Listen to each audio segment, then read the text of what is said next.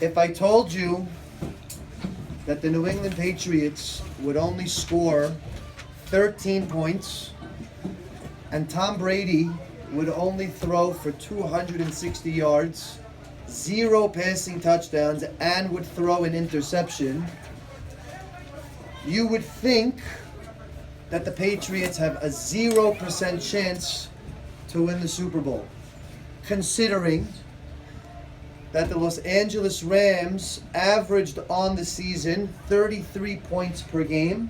In the playoffs, it was 28 points per game. And they averaged well over 400 yards worth of offense, and they featured one of the league's best defenses in the game. Yet that was not the way things transpired last night. Turned out to be a little bit different. And I want to explore how it is that that was possible. Before we delve into the underpinnings of the NFL Super Bowl that we all witnessed last night, I want to talk about last week's Parashat Mishpatim.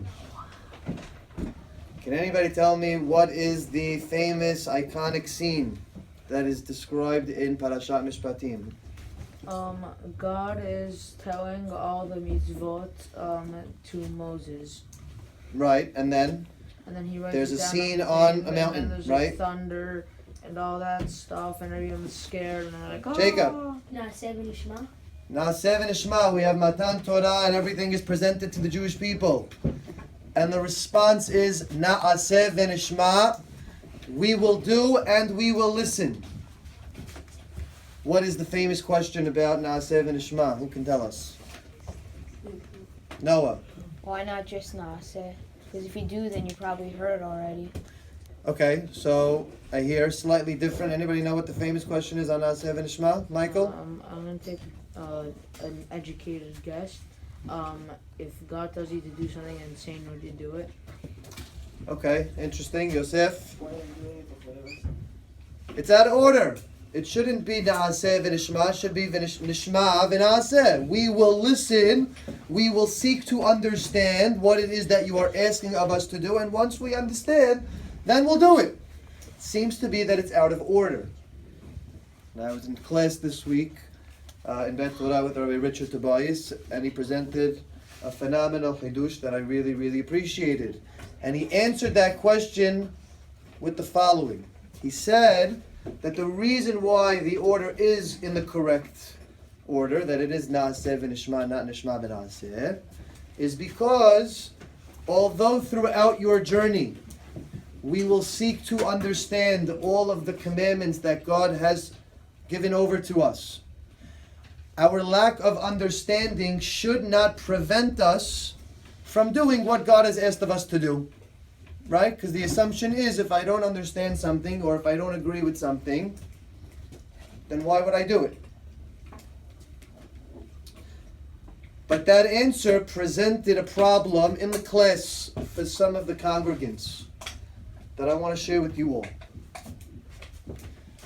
Because the next question that followed was, but Rabbi, are you saying that even though I don't agree with something, or even though I don't understand, I should do it anyway? Is this the religion that God is asking of us, that we should just blindly have faith that what we're doing is the correct thing? And it was bothersome to some people. Raise your hand in this room if that idea would be bothersome to you, that you would just be asked to follow something blindly without understanding or without agreeing with what it is that you're being asked to do. Every hand in this room is up.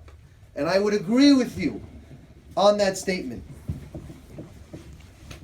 But as I listened in the class and I gathered my own insights on what it was that was going on, it led me to a different conclusion that I would like to share with you all. And I believe if we can understand this message, it'll help us understand how the Patriots were able to dominate last night's game and what takeaway we can have for our own lives. You see, boys, we tend to focus on the wrong aspect in Na'aseh v'nishma. When people reflect on Na'aseh v'Nishma, they focus on the Na'aseh. They focus on what they are being asked to do. But really what I would like to offer is we should be focusing on the v'Nishma, the seeking to understand. Why? Because there's a flaw with my original problem. When I asked all of you if you would have a problem doing something blindly, doing something that you don't agree with, you know what the problem is with that statement? There's a level of arrogance that is built into all of us when we can agree or say something like that. Because who on earth do we think we are to assume that we have all of the answers figured out and we know what it is that needs to be done at all times? You know what Na'aseh v'Nishma is really trying to tell us? Na'aseh v'Nishma is trying to tell us we do not possess all of the answers. And even when we think we know, there are still some things that are hidden from us that once they are revealed to us, it changes the way we think about things. It shifts our perspective on what it is that we are talking about. So Na'aseh v'Nishma is trying to tell us, boys, you should understand that it is okay that you will not know everything. Because the process of attempting to understand is sometimes more meaningful than the answer itself of what it is that you are trying to discover. You want to know what was so special about that Super Bowl last night? Why every single person that I spoke to said it was the most boring game they ever saw, but when I watched it, I got excited. It was a masterful work of art, what I witnessed last night, and I will tell you why. Because for Bill Belichick and Tom Brady, they already knew the prescription of how to win. You know what they knew? They knew that they didn't know. They went into the game and they said to themselves, I don't have all of the answers. I don't know what it is that I need to do in order to win the game. I'm going to try a plethora of items. I'm going to try different plays. And I'm going to see what works, but I'm going to try because I need to discover what the answer is. I don't know. They didn't walk into the game and they said, you know what? Tom Brady, he's the MVP. He's got to throw for 400 yards and he's got to score 4 touchdowns in order for us to win the game. No, that's not what they said. What they said was, we don't know. We're going to try different items. We're going to run the ball and we're going to shove it down your throat and we'll see if that works. And that had some success. Then they said, we're going to try some other plays, some passing plays, and we'll see if that works. And throughout the game, they kept on trying different types of plays until the fourth quarter, when one Tony Romo brought to our attention that they ran the same play 3 times in a row. What? 3 plays in a row? You run the same play? I don't understand. It doesn't make sense. No, it makes perfect sense.